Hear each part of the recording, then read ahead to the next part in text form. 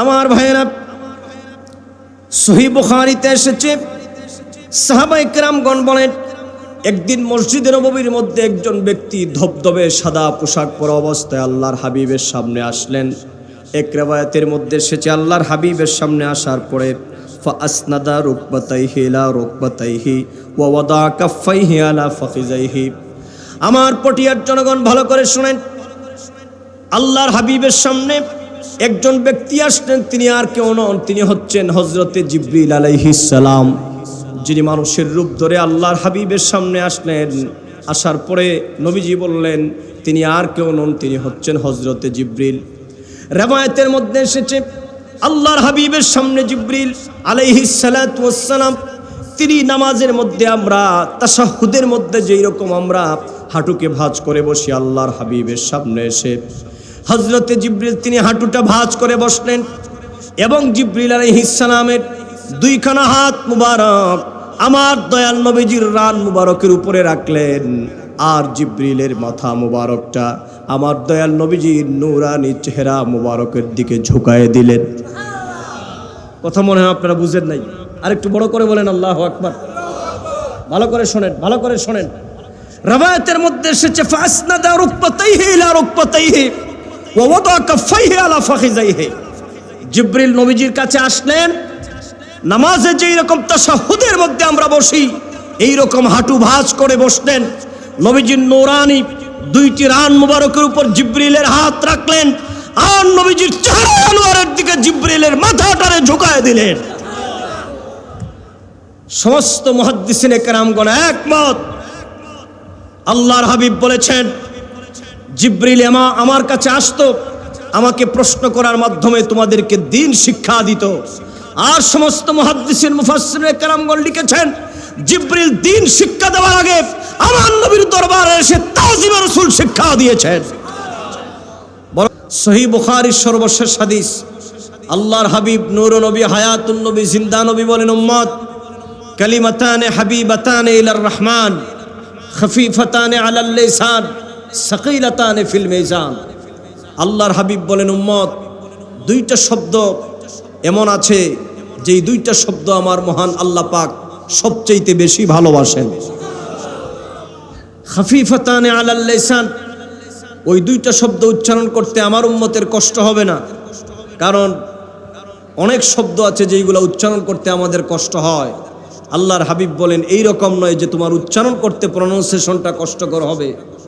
সাকিলাতানে feel Mizan, উম্মত তোমরা জানোনি বয়াল ময়দানে মাহশরে যখন মিজানের পাল্লায় নেকি বদের ওজন দেওয়া হবে, তখন এই দুইটা শব্দ আমার উম্মত আর আমার গোলামদের পক্ষে মিজানের পাল্লায় সবচেয়ে নেকির পাল্লাকে বেশি ভারী বানায় দিবে। দুইটা শব্দ হচ্ছে সুবহানাল্লাহি ওয়া বিহামদিহি সুবহানাল্লাহিল আযীম। তাহলে আজকের এই শত শত জনতা, হাজারো জনতা বলেন, মিজানের পাল্লা হাসরের ময়দানে নেকির পাল্লা আমাদের ভারী হোক, আমরা চাই কিনা? ডান হাত তুলে বলেন, চাই কিনা? তাহলে মাঝে মধ্যে সুবহানাল্লাহ, আলহামদুলিল্লাহ, আল্লাহু আকবার, নারে তাকবীর, নারে রিসালাত এর স্লোগান দেওয়ার প্রয়োজন আছে না নাই? মাশাআল্লাহ, এই তো বোঝা গেল আমরা দক্ষিণ এশিয়া সোয়াদে কারবালা মাহফিলে আসি। আলহামদুলিল্লাহ বলেন। এই হচ্ছে নাম্বার এক, কথা বুঝতেছেন? যেহেতু আমাকে সময় বেঁধে দেওয়া হয়েছে, টাইটলি বলতে হবে আমাকে। এবার আসেন নাম্বার দুই। এই আয়াতের কিছু ব্যাখ্যা আমরা শুনবো অতি অল্প সময়ের মধ্যে, আল্লাহ পাক যদি তৌফিক দান করেন। প্রিয় ভাই সব, তাফসিরে খাজেনের মধ্যে ইমাম খাজেন বর্ণনা করেছেন, নবী করিম সাল্লাল্লাহু আলাইহি ওয়াসাল্লাম এই পৃথিবীর থেকে বিদায় গ্রহণ করার 81 দিন পূর্বে আল্লাহ পাক এই আয়াত আরাফার ময়দানে আল্লাহ পাক নবীজির উপর নাজিল করেছেন। সূরাতুল মায়েদার এই আয়াতখানা আমার নবীজির উপর, নবীজির ইন্তেকাল শরীফের যা ইমাম সুয়ুতিও বর্ণনা করেছেন, তাফসিরুল কোরআনিল আযীমের মধ্যে ইবনে কাসির বর্ণনা করেছেন যে আমার নবীজির ইন্তেকাল শরীফের 81 দিন পূর্বে এই আয়াত নবীজির উপরে নাজিল হয়েছে। আমার ভাইয়েরা, ইমাম খাজেন বর্ণনা করেন, আল্লাহর নবী, নূর নবী, হায়াতুন নবী, জিন্দা নবী আরাফার ময়দানে বিদায় হজের বাসনের দিন যখন আল্লাহর হাবিব সেখানের মধ্যে ছিলেন, আসরের নামাজের পরে আল্লাহর হাবিব একটি জায়গার মধ্যে তিনি বসা ছিলেন। মাগরিবের নামাজের পূর্ব মুহূর্তে আল্লাহর হাবিবের কাছে মহান আল্লাহ পাকের পক্ষ থেকে হযরতে জিবরিল আলাইহিস সালাম আগমন করলেন। আগমন করার পর আল্লাহর নবী নূর ও নবীর সামনে হযরতে জিবরিল এসে পড়তে লাগলেন, নবী গো আমার আল্লাহ পাক বলতে বলেছেন, আল-ইয়াওমা আকমালতু লাকুম দীনাকুম ওয়া আতমামতু আলাইকুম নি'মাতি ওয়া রাদিতু লাকুমুল ইসলাম দীনা। পড়েন যারা পড়েন, আল-ইয়াওমা আকমালতু লাকুম দীনাকুম ওয়া আতমামতু আলাইকুম নি'মাতি ওয়া রাদিতু লাকুমুল ইসলাম দীনা। আল্লাহ পাক বলেন, ওগো হাবিব আমার, এই পৃথিবীর মধ্যে হযরতে আদম সফিউল্লাহ থেকে নিয়ে ঈসা রুহুল্লাহ পর্যন্ত আমি আল্লাহ পাক 1,24,000 মতান্তরে 2,24,000 নবী এবং রসুল পৃথিবীর মধ্যে আমি আল্লাহ পাক দ্বীন প্রচারের জন্য প্রেরণ করেছি। কিন্তু কোনো নবী এবং রসুলের কার্যক্রমের মাধ্যমে আমি আল্লাহ পাক আমার দ্বীনকে পূর্ণতায় পৌঁছায় দেই নাই। কিন্তু ইয়া রাসূলুল্লাহ, ইয়া হাবিবাল্লাহ, নবী আমার, আপনি নবীজির মাত্র 23 বছরের মেহনতকে আমি আল্লাহ পাক এত কবুল করে নিলাম, এত মকবুল পর্যায়ে পৌঁছে গেছে। আপনার 23 বছরের জিন্দেগির পরিশ্রমের মাধ্যমে আমি আল্লাহ পাক আমি এই পৃথিবীর মধ্যে আমার দ্বীনকে আমি পরিপূর্ণ করে দিলাম। আল্লাহু আকবার বলেন, আল্লাহু আকবার। এজন্য মুফাসসিরিনে কেরামগণ বলেছেন, লাখের উপর নবী এবং 1,24,000 মতান্তরে 2,24,000 নবী এবং রসুলের পরিশ্রম দ্বীন কায়েমের জন্য যদি এক পাল্লায় রাখা হয়, আমার দয়াল নবীজির 23 বছরের সমান হবে। এদিক দিয়ে সমস্ত নবী আলাইহিমুস সালামগণ একদিকে, আমার নবীর মর্যাদা আমার আল্লাহ পাকের দরবারে আরেক দিকে। কি আপনারা বেজান না খুশি? আশিক রাসূল ভাইরা বলেন, আপনারা বেজান না খুশি? বলেন মারহাবা ইয়া রাসূলুল্লাহ, বলেন মারহাবা ইয়া হাবিবাল্লাহ। আমার নবীর মহামর্যাদার কথা বলা হয়েছে। আমার ভাইয়েরা, ভিতরের সাউন্ডটা আরেকটু কমাও, একটু সফট করে দাও, বাইরে বাড়ায় দাও, ভিতরে কম, যাতে কথা বোঝা যায়। কথা বোঝা যায় তো?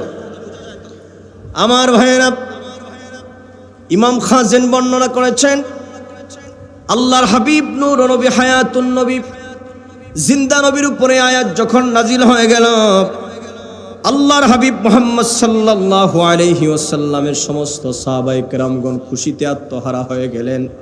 কিন্তু একজন ব্যক্তি তিনি খুশি হতে পারেন নাই, তিনি হচ্ছেন হযরতে আবু বকর সিদ্দিক রাদিয়াল্লাহু তাআলা আনহু। তার মানে তিনি এক জায়গার মধ্যে বসে কান্না করতেছেন।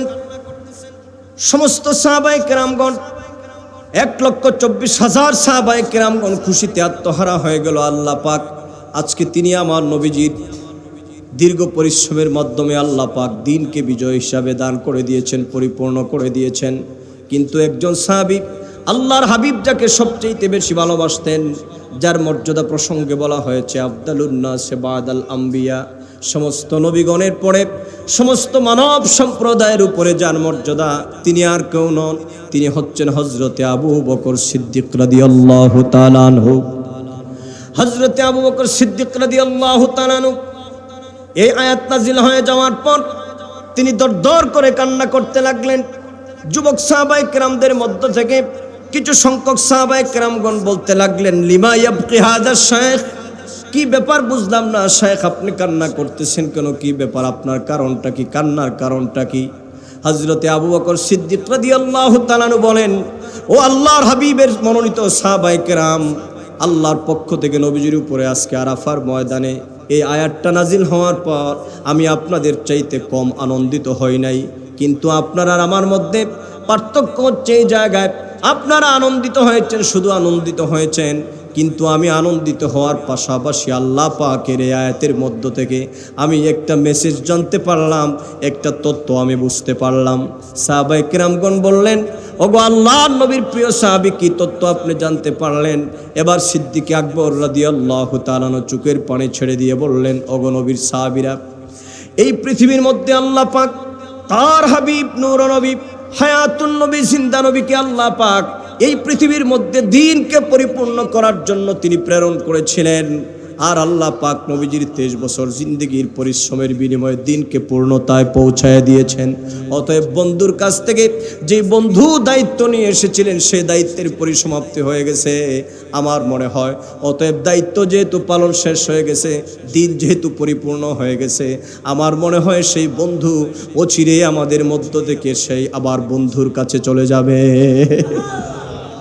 আমার ভাইরা, হযরতে আবু বকর সিদ্দিক রাদিয়াল্লাহু তাআলা আনহু বুঝতে পারলেন আল্লাহর হাবিব পৃথিবীর মধ্যে আর বেশি দিন থাকবেন না।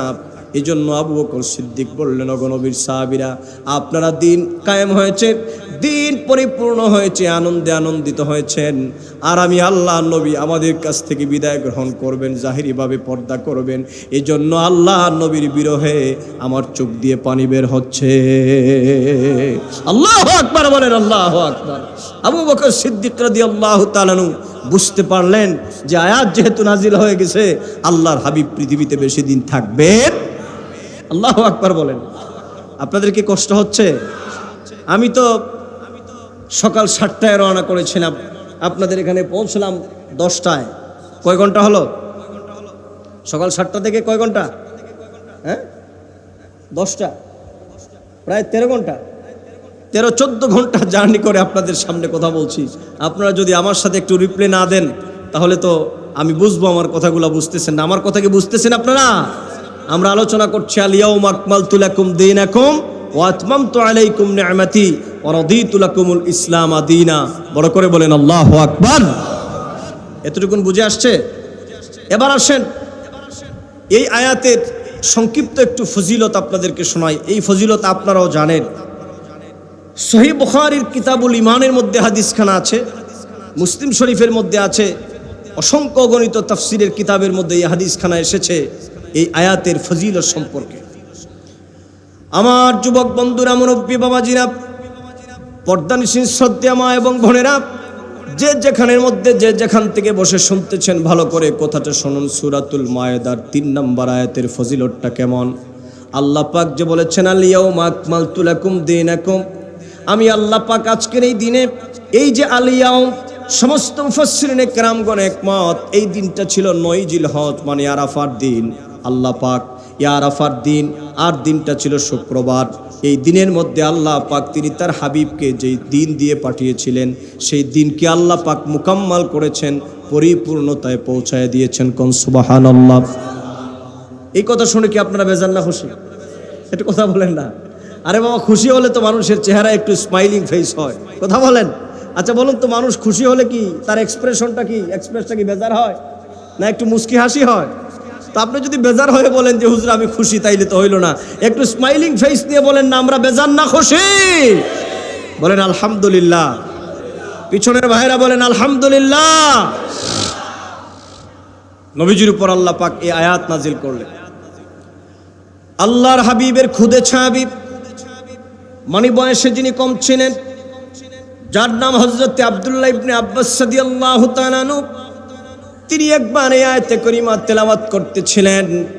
এই আয়াতে কারিমা তেলাওয়াত করার সময় তার পাশে বসা ছিলেন ওই মদিনাতুল মুনাওয়ারার ইহুদিদের সবচেয়ে বড় আলেম, যার নাম হচ্ছে কাবুল আহবার।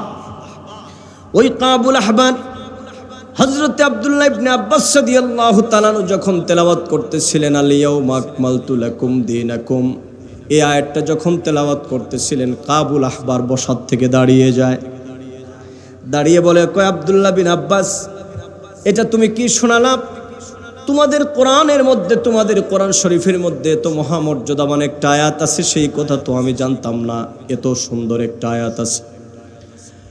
কাবুল আহবার বলতেছে, কয় আব্দুল্লাহ বিন আব্বাস, এই আয়াতটা আমাকে তেলাওয়াত করে শোনাও তো দেখি।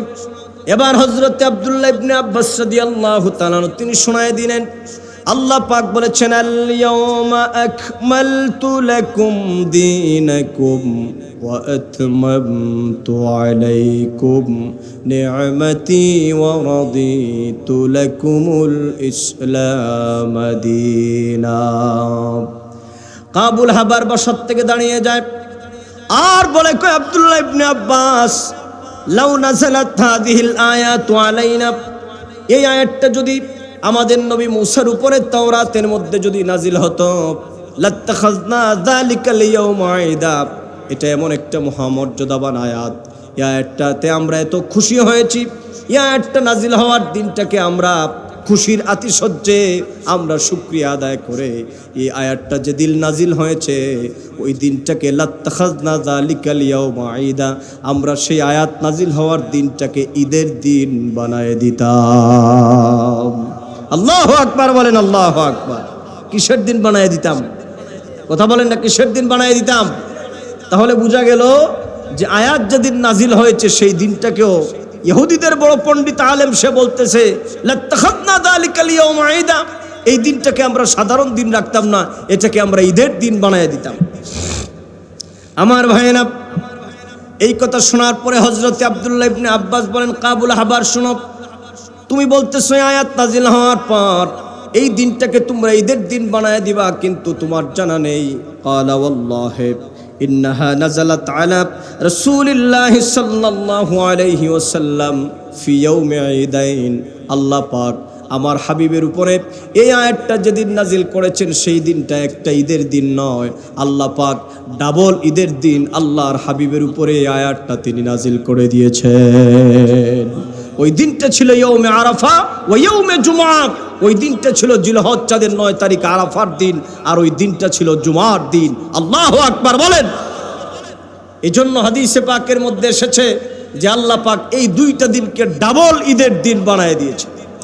প্রসঙ্গক্রমে এখানে একটি কথা আমি সংযুক্ত করতে চাই।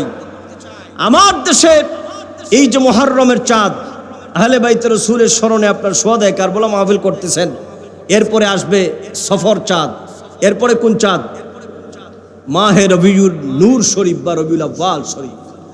আমার দেশে দেখবেন যখন রবিউল আউয়াল শরীফের চাঁদ উদয় হয়, এক শ্রেণীর মৌলানা সাহেবদের চেহারা বেজার হয়ে যায়।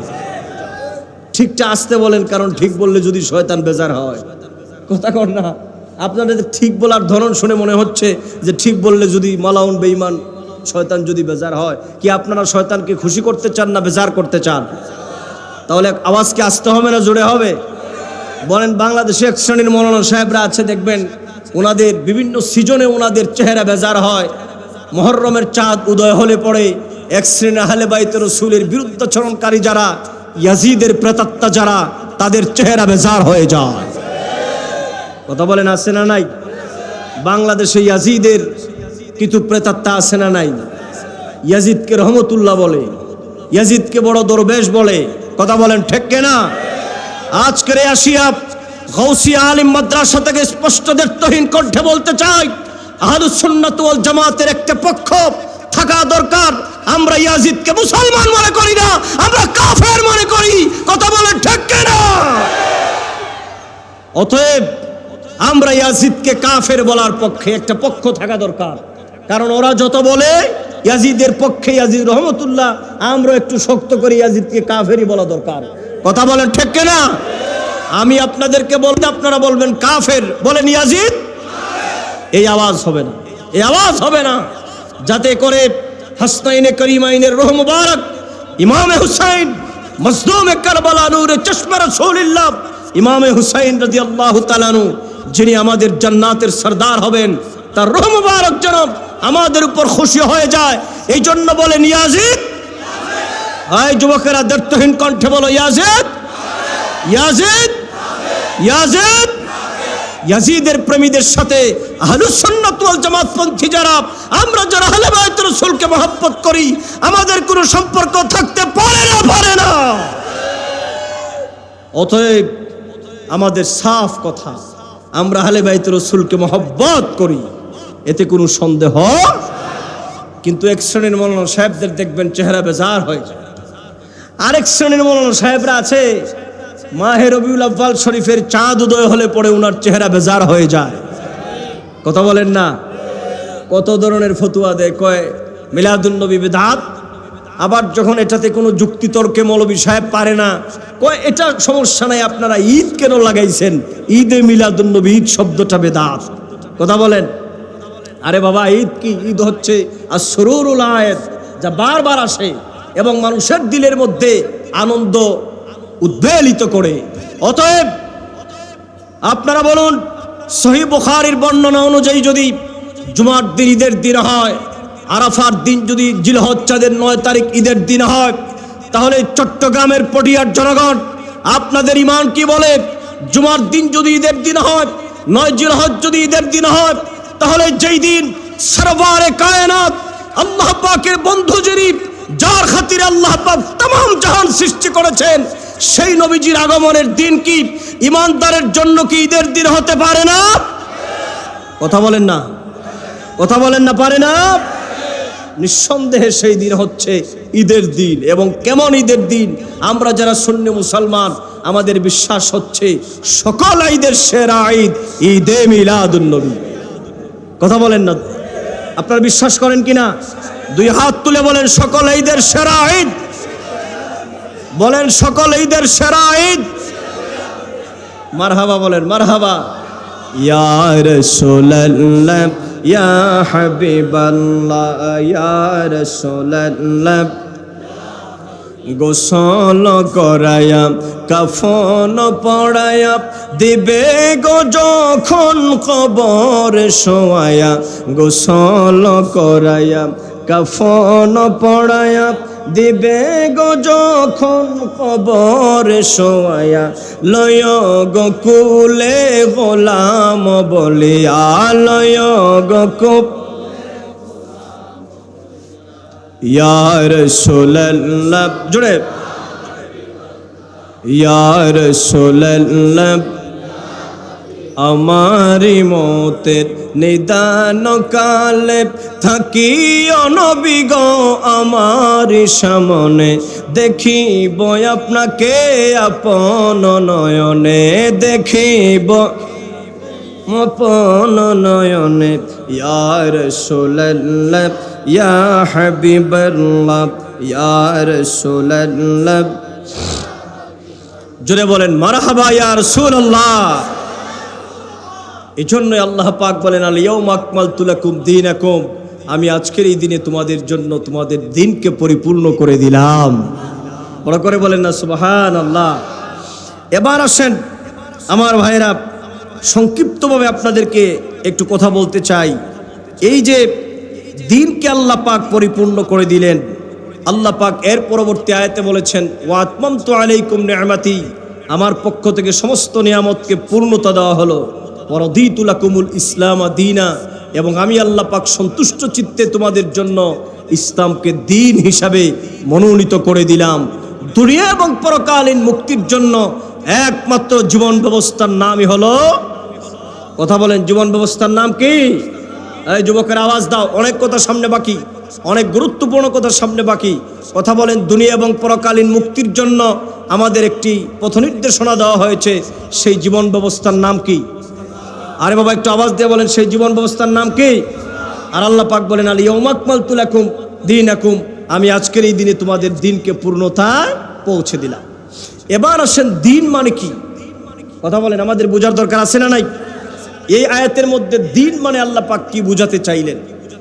আপনারা জানেন, মহাগ্রন্থ আল কোরআনুল করিমের মধ্যে দিন শব্দটাকে আল্লাহ পাক বহু অর্থে তিনি ব্যবহার করেছেন। ইমাম সুয়ুতি বর্ণনা করেছেন, ইমাম ফখরুদ্দিন রাজি তাফসিরে মাফাতিহুল গায়েব, যেটাকে তাফসিরে কবির হিসাবে আপনারা চিনেন, সেখানেও বর্ণনা করেছেন যে আল্লাহ পাক দিনটাকে কোরআনুল করিমের মধ্যে বহু অর্থে ব্যবহার করেছেন। আমি কয়েকটা উদাহরণ আপনাদেরকে দেই। যেমন কোরআনুল করিমের এক জায়গার মধ্যে আল্লাহ পাক এই দিনটাকে আল্লাহ পাক ঈমান অর্থে তিনি ব্যবহার করেছেন। আল্লাহ পাক বলেন, এই দিনটাকে আমি ঈমান অর্থে ব্যবহার করলাম। যেমন আল্লাহ পাক কোরআনুল করিমের মহাগ্রন্থ আল কোরআনুল করিমের সূরা আলে ইমরানের 85 নম্বর আয়াতে আল্লাহ পাক বলেন, وَمَنْ يَبْتَغِي غَيْرَ الْإِسْلَامِ دِينًا فَلَنْ يُقْبَلَ مِنْهُ।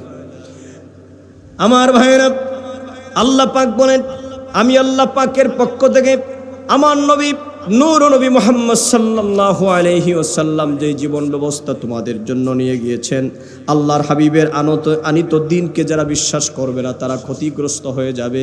আল্লাহ পাক বলেন, ওই ব্যক্তিটা দুনিয়া এবং পরকালে ক্ষতিগ্রস্ত হয়ে যাবে, আর পরকালে ওই ব্যক্তির ঠিকানা হয়ে যাবে জাহান্নাম। কোন নাউজুবিল্লাহ।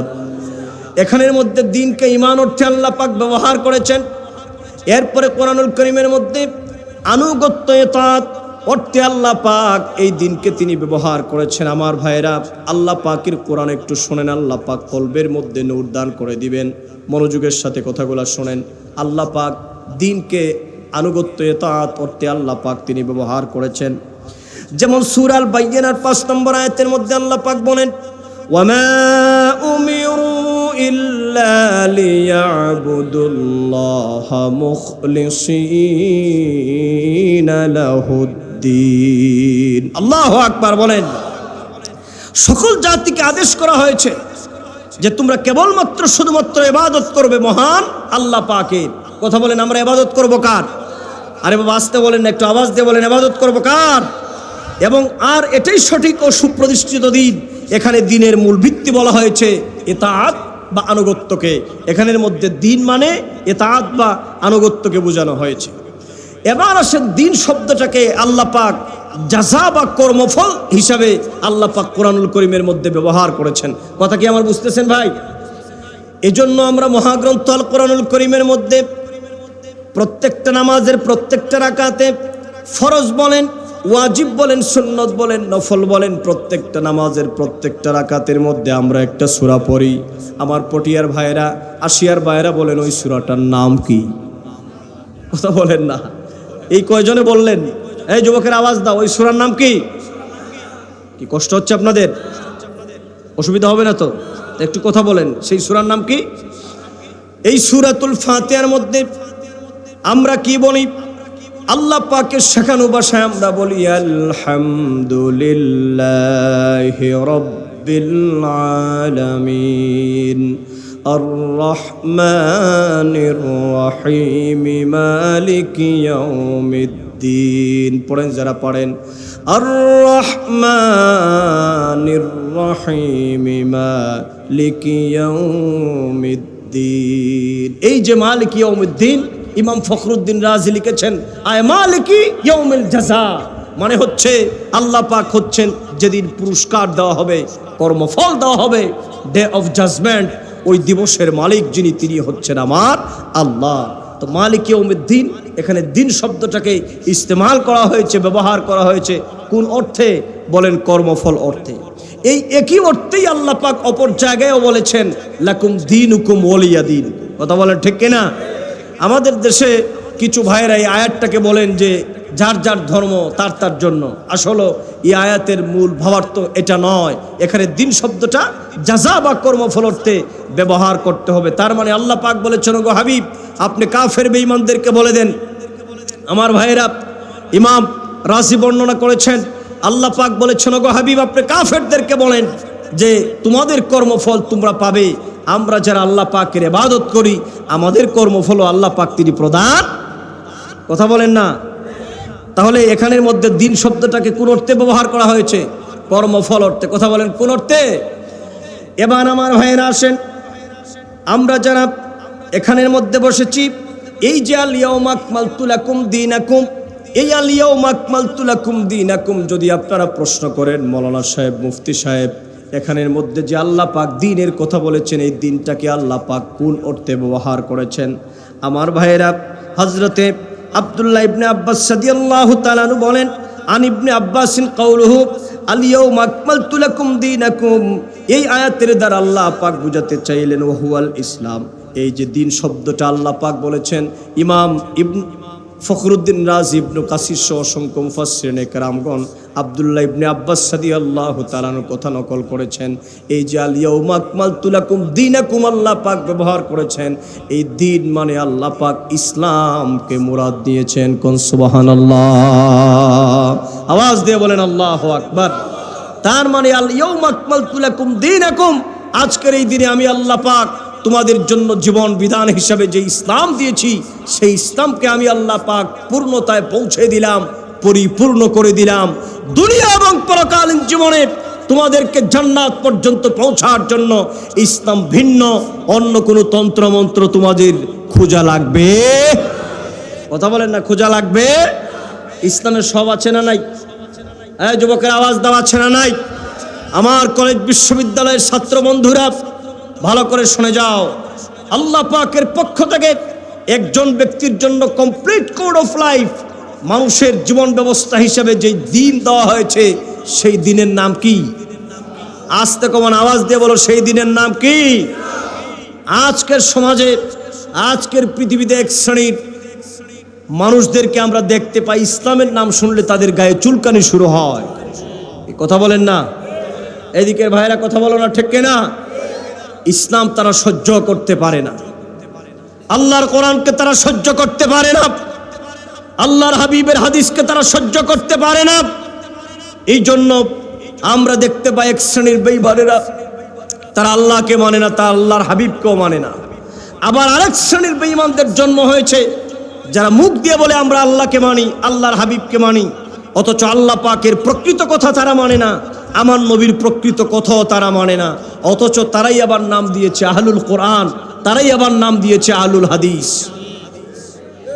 কথা বলেন না? আপনারা কি এই দুইটা দল সম্পর্কে নতুন শুনছেন না আরো শুনছেন? আপনারা বাংলাদেশে আহলে কোরআন নামক এক শ্রেণীর লোকেরা আছে না নাই? আহলে হাদিস নামদারি এক শ্রেণীর লোকেরা আছে না নাই? ওই দেখেন না, বারবার হাত তুলে বুকের উপরে মহিলাদের মতো হাত বাঁধে, ইমাম সাহেব গায়রিল মাগদুবি আলাইহিম ওয়ালাদ-দাল্লিন বললে উল্লুকের মতো সবগুলা জুড়ে আমিন বলে। মুসলমানদের 1500 বছরের ইতিহাস, 20 রাকাত তারাবির নামাজকে তারা অপারেশন করে 8 রাকাত বানিয়ে দিয়েছে। এই যুবক কথা বলো না, আছে না নাই? আপনারা কি তাদেরকে মানেন? এক দিক দিয়ে যেমন আমরা ইসলাম যারা মানে না তাদেরকে যেমন আমরা মানি না, অপর দিক দিয়ে ইসলাম নাম নিয়ে যারা কোরআনের এক অংশ মানে অপর অংশ মানে না, হাদিসের আহাল দাবি করে যারা নবীজির হাদিসের একাংশ মানে অপর অংশ মানে না, আমরা ঠিক তদ্রুপ তাদেরকেও মানতে পারি না। কথা বলো যুবক, ঠিক না? এই জন্য আমরা আহলে কোরআন নই, আমরা আহলে হাদিস নই, আমাদের পরিচয় হচ্ছে আমরা হলাম আহলে সুন্নাহ। কথা বলেন না? আমরা সুন্নি মুসলমান। কথা বলেন? এই যুবকের আওয়াজ দিয়ে বলো, আমরা সুন্নি জামাতের পতাকা তলে আছি না নাই? এজন্য একজন ইমানদার মুমিন মুসলমানের দুনিয়া এবং পরকালীন জীবনে সফলতার জন্য যেই জীবন ব্যবস্থাকে অনুসরণ করতে হবে, সেই জীবন ব্যবস্থার নাম হলো কি? ইসলাম। কথা বলেন, সেই জীবন ব্যবস্থার নাম কি? ইসলাম। এবার আসেন, ইসলামকে যে আল্লাহ পাক দিন হিসাবে মনোনীত করে দিলেন, এই দিন মানে কি? দিনের দ্বারা আমরা কি বুঝি? আমার ভাইয়েরা, এই দিন সম্পর্কে ইমাম বুখারী রহমতুল্লাহ আলাইহি বর্ণনা করেন যে ঈমান, ইসলাম, ইহসান, এই তিনটাকেই তিনি বলেছেন দিন। তিনটাই মিলে হয়েছে দিনিয়াল ইসলাম, মানে আমাদের দিন মানে ইসলাম। কথা বলেন, ঠিক কিনা? তিনটা জিনিস কি কি বলেন? ঈমান, কথা বলেন যুবকরা, কথা বলো। ঈমান, ইসলাম, ইহসান, এই তিনটাই মিলে আমাদের দিন। কথা বলেন, ঠিক কিনা? আর আল্লাহ পাক বলেছেন, আল ইয়াউমা আকমালতু লাকুম দীনাকুম, আমি আজকের এই দিনে তোমাদের জন্য তোমাদের দিনকে পরিপূর্ণ করে দিলাম। সুবহানাল্লাহ।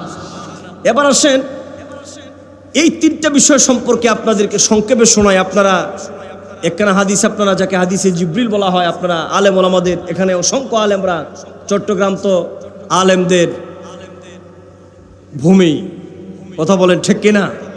আমরাও সিলেট থেকে এসে এই চট্টগ্রামের ডাল ভাত খেয়ে দিন ধর্মের কিছু কথা আমরা শিখেছি চট্টগ্রামের আলেমদের কাছে।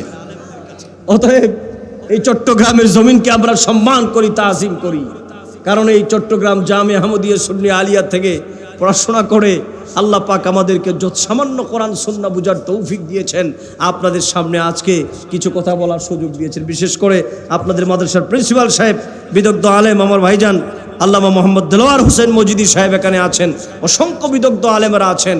আল্লাহ যেন আমাদের আল্লামা জয়নুল আবদিন জুবাইর সাহেব হুজুর এসে গেছেন, আমরা সকলে বলি মারহাবা, জুড়ে বলেন মারহাবা। প্রিন্সিপাল হুজুর আগমন করেছেন, ইনশাআল্লাহ কিছুক্ষণের মধ্যে আপনাদের সামনে আসবেন। আল্লাহ পাক যেন কবুল করেন, সবাই পড়েন আমিন। এবার আসেন, ঈমান, ইসলাম, ইহসান, বুঝতেছেন কথা? আমি সংক্ষেপে বলছি। আমার ভাইয়েরা, সহিহ বুখারীতে এসেছে, সাহাবায়ে কেরামগণ বলেন, একদিন মসজিদে নববীর মধ্যে একজন ব্যক্তি ধবধবে সাদা পোশাক পরা অবস্থায় আল্লাহর হাবিবের সামনে আসলেন। এক রিওয়ায়াতের মধ্যে এসেছে আল্লাহর হাবিবের সামনে আসার পরে ফাসনাদা রুকবাতাইহি ইলা রুকবাতাইহি ওয়া ওয়াদা কাফাইহি আলা ফাখিজাইহি। আমার পটিয়ার জনগণ ভালো করে শুনেন, আল্লাহর হাবিবের সামনে একজন ব্যক্তি আসলেন, তিনি আর কেউ নন, তিনি হচ্ছেন হযরতে জিবরিল আলাইহিস সালাম, যিনি মানুষের রূপ ধরে আল্লাহর হাবিবের সামনে আসলেন। আসার পরে নবীজি বললেন তিনি আর কেউ নন, তিনি হচ্ছেন হযরতে জিবরিল। রিওয়ায়াতের মধ্যে এসেছে আল্লাহর হাবিবের সামনে জিবরিল আলাইহিস সালাতু ওয়াস সালাম, তিনি নামাজের মধ্যে আমরা তাশাহুদের মধ্যে যেই রকম আমরা হাঁটুকে ভাঁজ করে বসি, আল্লাহর হাবিবের সামনে এসে হযরতে জিবরিল তিনি হাঁটুটা ভাঁজ করে বসলেন এবং জিবরিল আলাইহিস সালামের দুইখানা হাত মুবারক আমার দয়াল নবীজির রান মুবারকের উপরে রাখলেন, আর জিবরিলের মাথা মুবারকটা আমার দয়াল নবীজির নূরানি চেহারা মুবারকের দিকে ঝুঁকায় দিলেন। কথা মনে হয় আপনারা বুঝেন নাই, আর একটু বড় করে বলেন আল্লাহু আকবার। ভালো করে শোনেন, ভালো করে শোনেন। রিওয়ায়াতের মধ্যে এসেছে ফাসনাদা রুকবাতাইহি ইলা রুকবাতাইহি ওয়া ওয়াদা কাফাইহি আলা ফাখিজাইহি। জিবরিল নবীজির কাছে আসলেন, নামাজে যেই রকম তাশাহুদের মধ্যে আমরা বসি এই রকম হাঁটু ভাঁজ করে বসলেন। নবীজির নূরানি দুইটি রান মুবারকের উপর জিবরিলের হাত রাখলেন, আর নবীজির চেহারা আনোয়ারের দিকে জিবরিলের মাথাটারে ঝুঁকায় দিলেন। সমস্ত মুহাদ্দিসিনে কেরামগণ একমত, আল্লাহর হাবিব বলেছেন জিবরিল আমার কাছে আসতো, আমাকে প্রশ্ন করার মাধ্যমে তোমাদেরকে দ্বীন শিক্ষা দিত। আর সমস্ত মুহাদ্দিসিন মুফাসসিরিনে কেরামগণ লিখেছেন জিবরিল দ্বীন শিক্ষা দেওয়ার আগে আমার নবীর দরবারে এসে তাজিমে রাসূল শিক্ষা দিয়েছেন। বড় করে বলেন আল্লাহু আকবার। তাজিমে রাসূল, আজমতে রাসূল, আমার নবীকে কিভাবে তাজিম করতে হয় দ্বীন শিক্ষা দেওয়ার পূর্বে জিবরাইল উম্মতদেরকে, সাহাবায়ে কেরামদেরকে আমার নবীর তাজিম এবং আজমতের শিক্ষা দিয়েছেন। এজন্য আমার পটিয়ার জনগণ ভালো করে খেয়াল করেন, কারণ হচ্ছে আল্লাহর হাবিবের আদব যার মধ্যে নাই ওই ব্যক্তি কোনোদিন দ্বীনের নিয়ামত লাভ করতে পারবে না। শুনতেছেন কথা? কি বুঝতেছেন?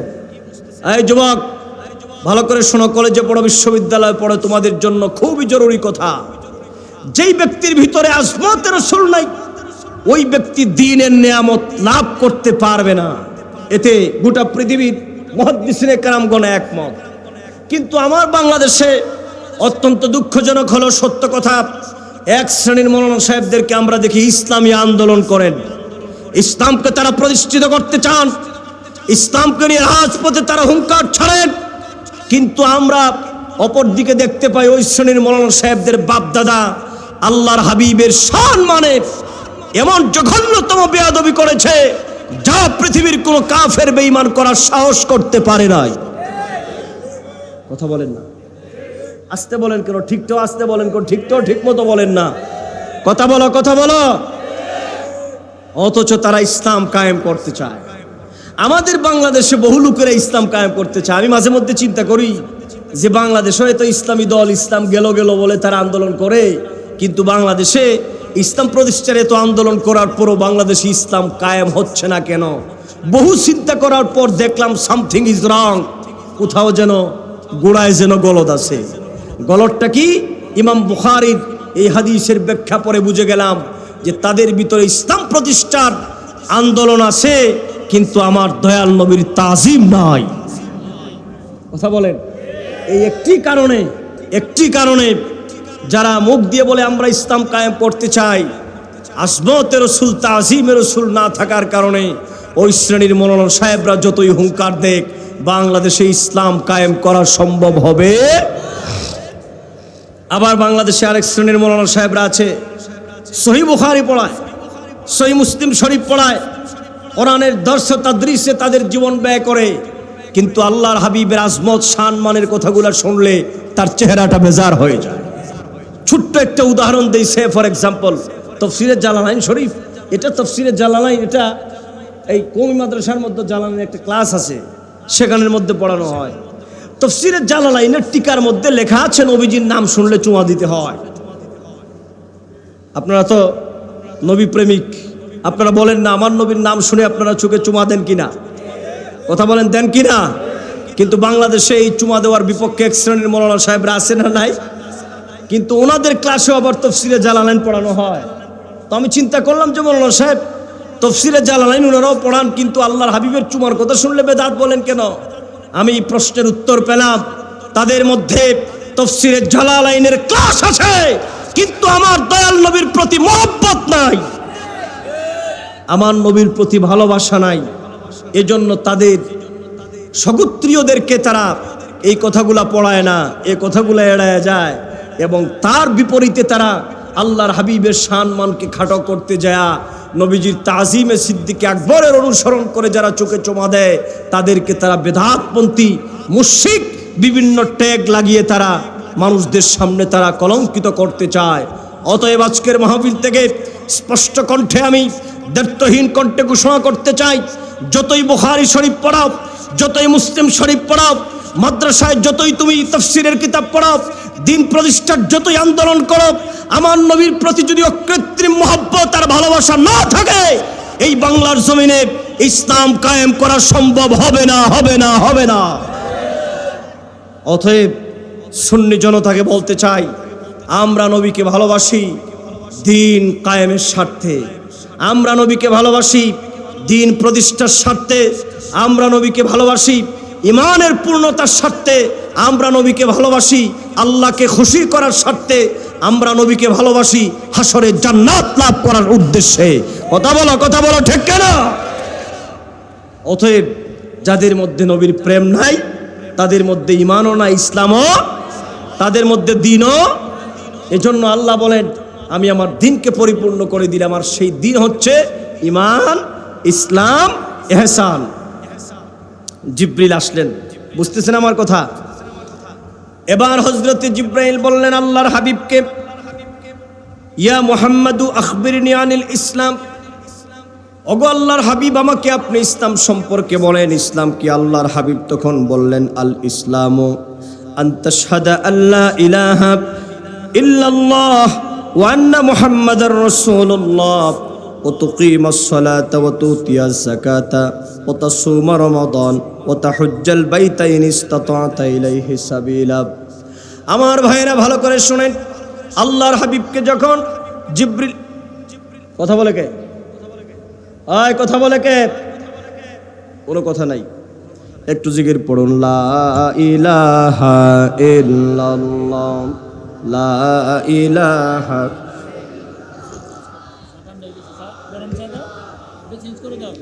জোরে সুরে পড়ুন, লা ইলাহা ইল্লাল্লাহ, লা ইলাহা, লা ইলাহা ইল্লাল্লাহ মুহাম্মাদুর রাসূলুল্লাহ সাল্লাল্লাহু আলাইহি ওয়াসাল্লাম। আল্লাহর হাবিব বললেন, ওগো জিবরাইল, ইসলাম হলো এই কথার উপর সাক্ষী দেওয়া, আশহাদু আল্লা ইলাহা ইল্লাল্লাহু ওয়াহদাহু লা শারীকা লাহু ওয়া আশহাদু আন্না মুহাম্মাদান আবদুহু ওয়া রাসূলুহু। পড়েন না, সকলে পড়েন, আশহাদু আল্লা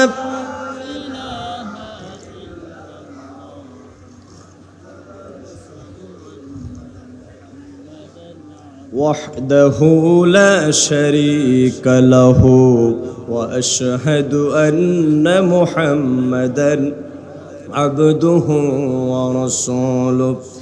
এরপরে হচ্ছে নামাজ প্রতিষ্ঠা করা, এরপরে যাকাত দেওয়া, এরপরে রমজান মাসের রোজা রাখা, আল্লাহ পাক যাদেরকে তৌফিক দিয়েছেন তারা হজ আদায় করা, এইগুলার নাম হলো ইসলাম। কথা বলেন ঠিক কিনা? জিবরাইল বললেন, হুজুর আপনি সত্য বলেছেন। এবার জিবরাইল বললেন, মাল ঈমান, হুজুর আমাকে ঈমান কি এই ব্যাপারে বলে দেন। আল্লাহর হাবিব বললেন, ক্বালা আন তুমিনা বিল্লাহি ওয়া মালাইকাতিহি ওয়া কুতুবিহি ওয়া রুসুলিহি ওয়াল ইয়াউমিল আখির ওয়া তুমিনা বিল কদরি খাইরিহি ওয়া শাররিহি। আল্লাহর হাবিব বললেন, ঈমান হলো আল্লাহ পাকের উপরে বিশ্বাস, ফেরেশতাদের উপরে বিশ্বাস, কিতাব সময়ের উপর বিশ্বাস, রসুলগণের উপর বিশ্বাস, এবং ময়দানে মাহশরের উপরে বিশ্বাস, এবং তকদিরের ভালো মন্দের উপরে বিশ্বাসের নাম হলো ঈমান। কথা বলেন ঠিক কিনা? কথা বলেন, এগুলা বিশ্বাসের নাম কি? ঈমানের বহু সংজ্ঞা আপনারা পড়েছেন, আপনারা বহু সংজ্ঞা ইমানের পড়েছেন, কিন্তু আমাকে যদি আপনারা প্রশ্ন করেন মৌলানা সাহেব, ইমানের যত সংজ্ঞা আছে এর মধ্যে আমাদেরকে সংক্ষেপে বুঝাইয়া দেন ইমান কারে বলে। আমার কথা কি বুঝেন মিয়া ভাই? কথা বলেন, ইমান বুঝার দরকার আছে না নাই? কথা বলেন, দিন কয়টা জিনিসের নাম? তিনটা, ইমান, ইসলাম, এহসান। বলেন, ইসলাম, ইমান, এহসান, এইভাবে বলতে পারবেন। এই তিনটা জিনিসের নাম কি? দিন।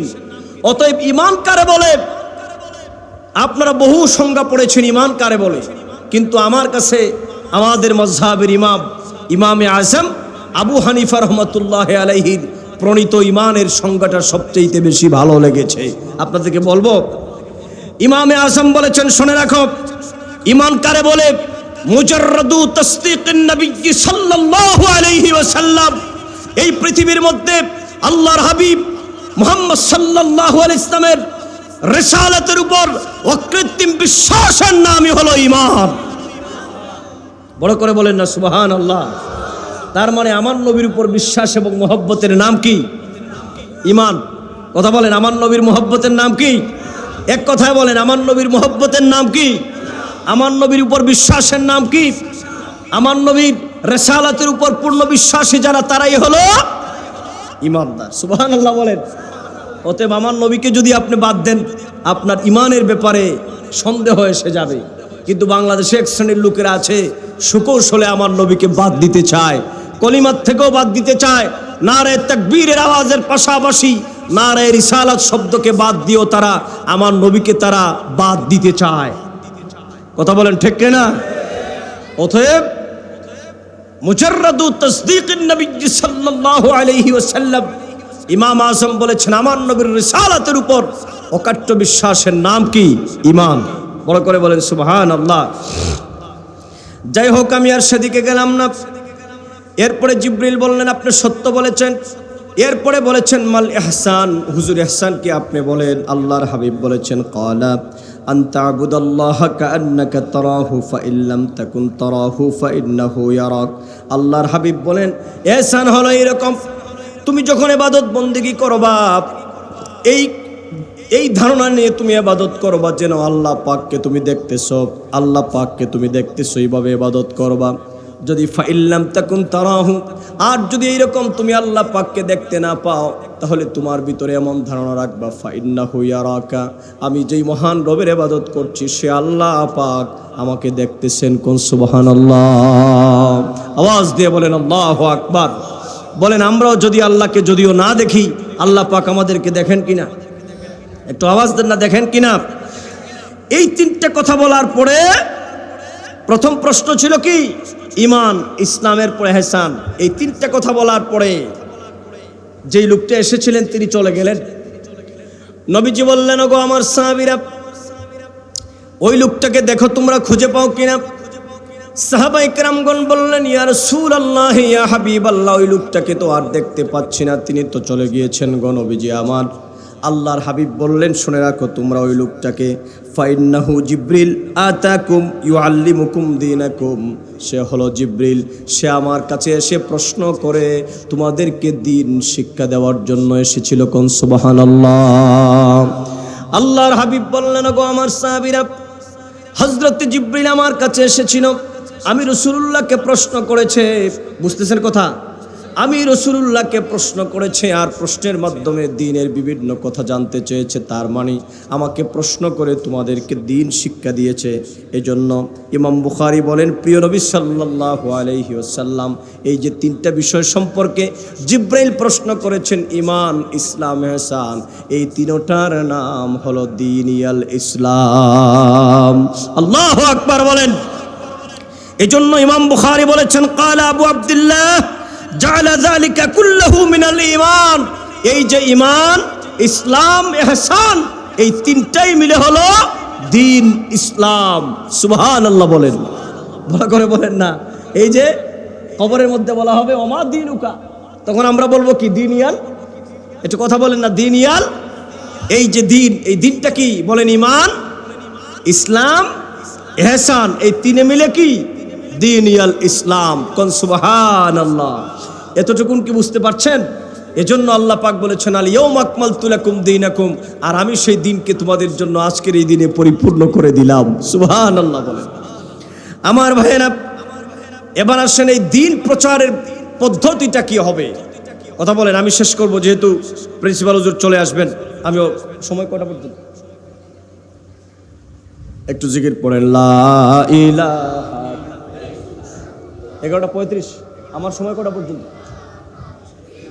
11:30 পর্যন্ত। ও তাহলে 5 মিনিট আমাদের কি হয়ে গেছে, চলে গেছে।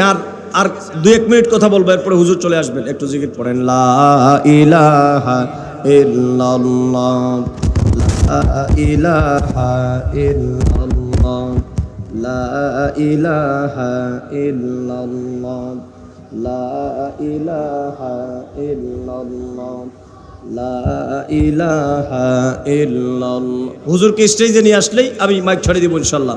জিকির পড়েন, লা ইলাহা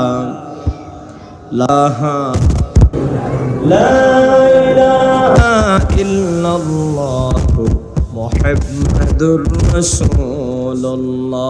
পড়েন সকলে সাল্লাল্লাহু আলাইহি ওয়াসাল্লাম। আল্লাহ পাক আমাদেরকে উম্মতে মুহাম্মাদিকে কত নিয়ামত দিয়েছেন, যে আমাদের জন্য জীবন ব্যবস্থা হিসাবে ইসলামকে আল্লাহ দিনকে আল্লাহ ইসলামকে দিন হিসাবে আমাদের জন্য মনোনীত করে দিয়েছেন। কোন সুবহানাল্লাহ। আমার ভাইয়েরা, সংক্ষেপে বলি, এই দিন প্রতিষ্ঠার জন্য আমাদের কিছু পদ্ধতি লাগবে। বাংলাদেশে দিন প্রতিষ্ঠার পদ্ধতিটা কি হবে? প্রথম নম্বর মনে রাখবেন, ইমানের ক্ষেত্রে কঠোর নীতি অবলম্বন করা লাগবে, ইসলামের ক্ষেত্রে মধ্যম নীতি, আর দাওয়াতের ক্ষেত্রে শিথিলতা। আলহামদুলিল্লাহ, হুজুর চলে আসছেন।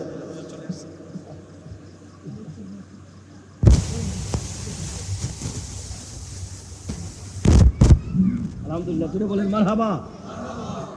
ভালো করে খেয়াল করেন, আমি 2-1 মিনিটের ভিতরে হুজুর যেহেতু আসছেন, আমার আলোচনার শেষ পর্যায়ে চলে যাচ্ছি। এই পৃথিবীর মধ্যে আল্লাহ পাক ইসলামকে তিনি দিন হিসাবে মনোনীত করেছেন। একটু মোহব্বতের সাথে কথাগুলো শোনেন, আমার শেষ কথা। একটু জিকির পড়েন, লা ইলাহা ইল্লাল্লাহ, লা ইলাহা ইল্লাল্লাহু মুহাম্মাদুর রাসূলুল্লাহ সাল্লাল্লাহু আলাইহি ওয়াসাল্লাম। শোনেন, এবার আমাদেরকে এই দিন প্রতিষ্ঠার জন্য আমাদের কিছু কাজ করা লাগবে। সেটা কি?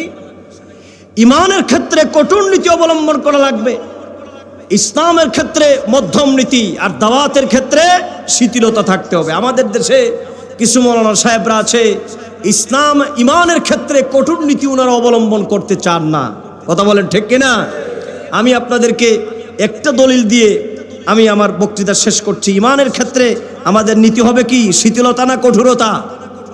আয় বাবা, কথা বলেন না, শিথিলতা না কঠোরতা? আমি আপনাদেরকে এই কথা বলে শেষ করছি। আমার ভাইয়েরা, আল্লাহর হাবিবের জামানায় মদিনাতুল মুনাওয়ারায় ইহুদিদের একটা বড় মারকাজ ছিল, ইলমি মারকাজ, যেটাকে বলা হতো বাইতুল মিদ্রাস।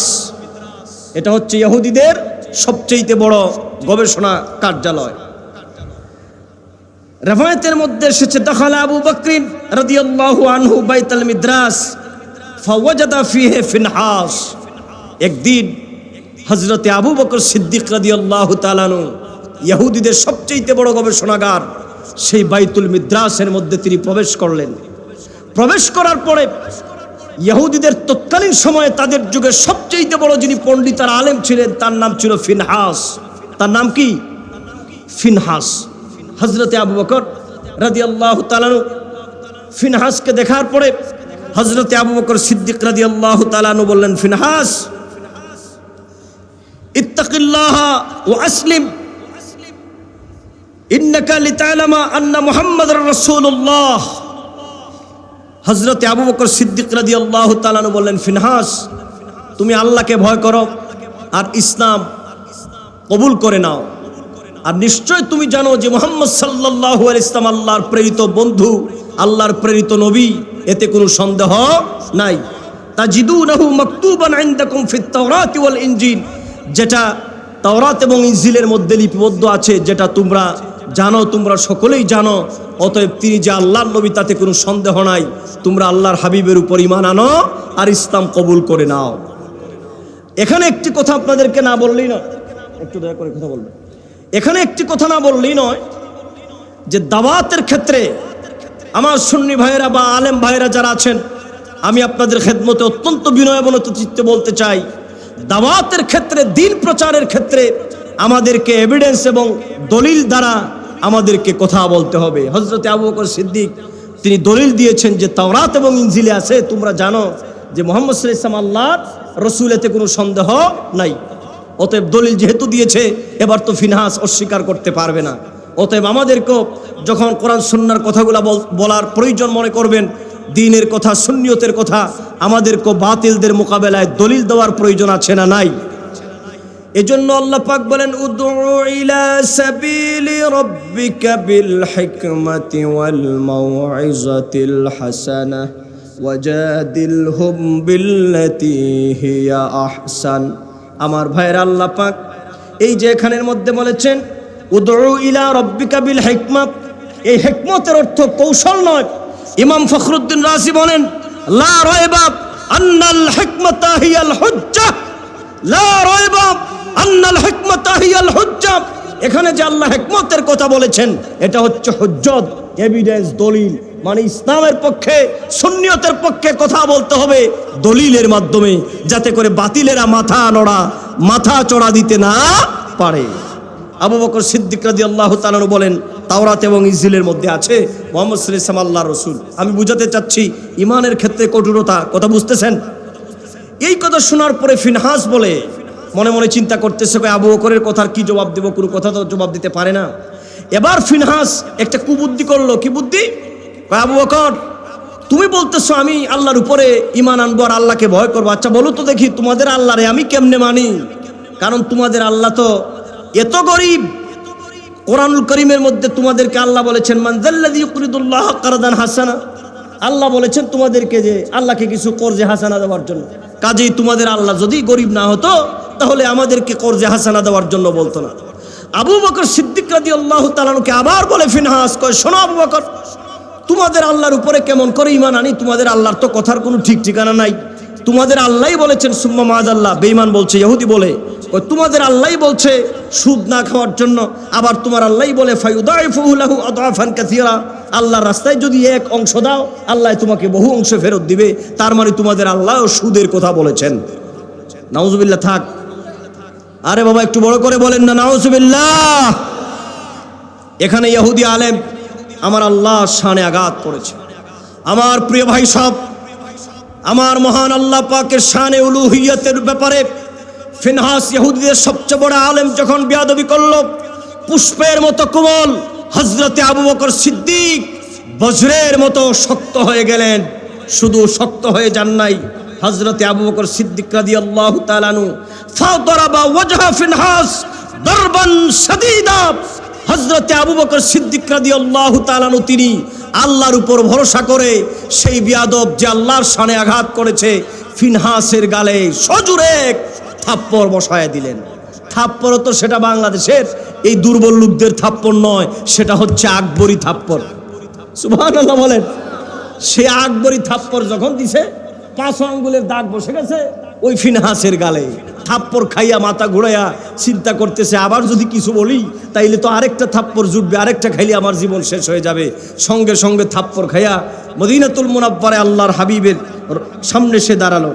যাওয়ার পরে আল্লাহর হাবিবের সামনে গিয়া বলে, ইয়া রাসূলুল্লাহ, আপনার সাহাবী আবু বকর দেখেন আমাকে কি করেছে, আমার গালে এত জোরে আঘাত করেছে, দেখেন দাগ বসায় দিয়েছে।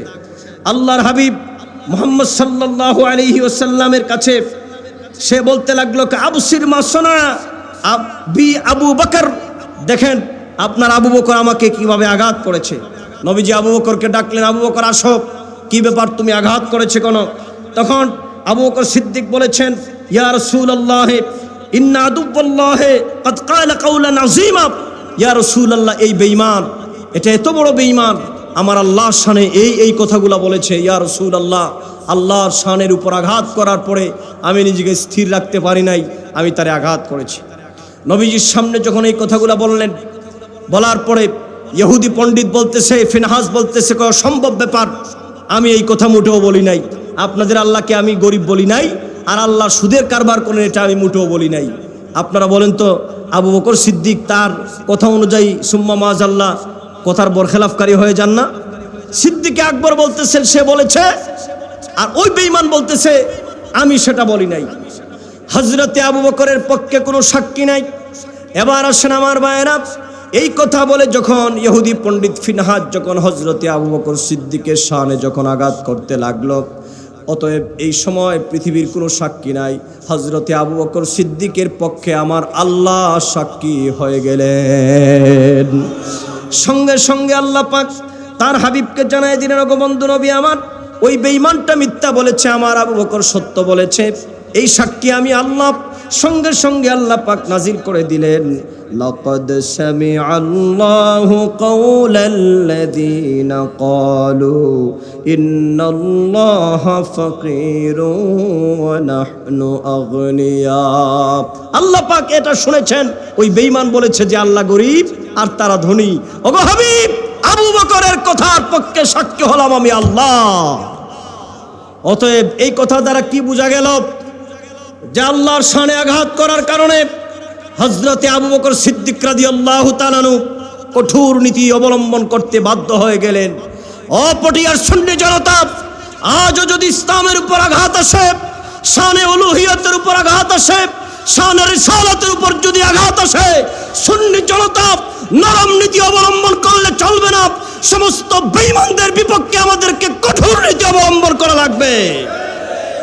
এজন্য সুন্নিদেরকে জাগ্রত হতে হবে, ইমানই বলে বলিয়ান হতে হবে। আমরা আল্লাহর শানে বেয়াদবি মানব না, নবীজির শানে বেয়াদবি মানব না। আপনারা দেখেছেন বাবা শাহজালালের মাজার শরীফকে কেন্দ্র করে ডিসি সরওয়ার কত পায়তারা করছে। মূলত মাজারের টাকা পয়সা নিয়ে দ্বন্দ্ব নয়, মূলত হচ্ছে মাজারে জনগণের প্রবেশাধিকার নিষিদ্ধ করা। অতএব আমাদের প্রতিরোধ করার দরকার আছে না নাই? আল্লাহ যেন কবুল করেন। হাদা মা ইনদি ওয়াল ইলমু ইনদাল্লাহ ওয়া আখিরু দাওয়ানা আনিল হামদুলিল্লাহি রাব্বিল আলামিন। আসসালামু আলাইকুম ওয়া রাহমাতুল্লাহ।